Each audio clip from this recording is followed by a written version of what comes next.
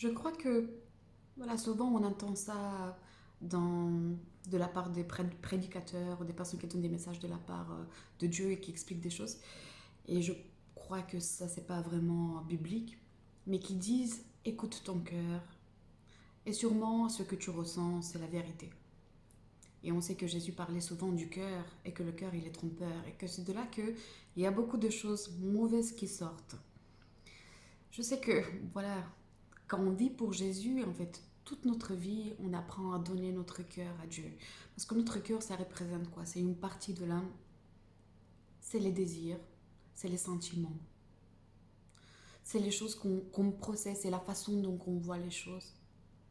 C'est aussi un peu l'égoïsme, la partie dont on se voit.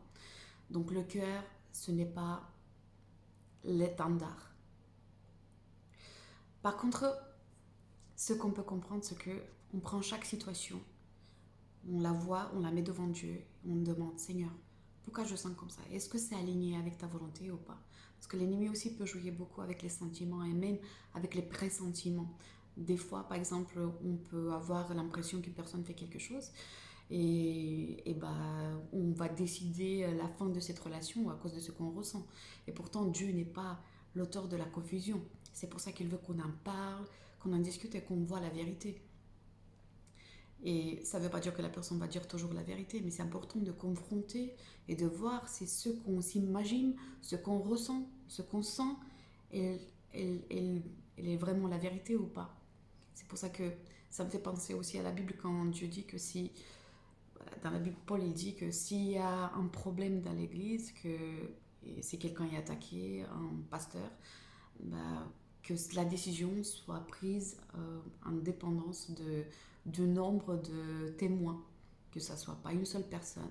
Et c'est la même chose qu'on doit faire aussi avec nos sentiments, avec les relations, avec les gens, de voir est-ce que c'est juste un pressentiment, est-ce que c'est juste un sentiment, ou est-ce que c'est appuyé par Dieu, par la vérité, par l'Esprit Saint, est-ce qu'il y a une chose concrète.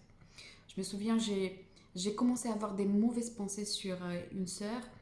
Et en fait, j'ai pris tout ça sérieusement et j'ai dit, Seigneur, je veux savoir pourquoi je ressens ça. Et je me suis rendu compte que j'avais rien de tangible contre cette personne. Je me sentais de cette façon, mais il n'y avait rien de tangible. Et en fait, je me suis rendu compte que c'était l'ennemi. Quelques mois après, cette sœur m'a beaucoup bénie, il m'a beaucoup soutenue. Et je me suis rendu compte que c'est l'ennemi qui essayait de m'empêcher de recevoir son aide de la part de Dieu à travers de cette personne.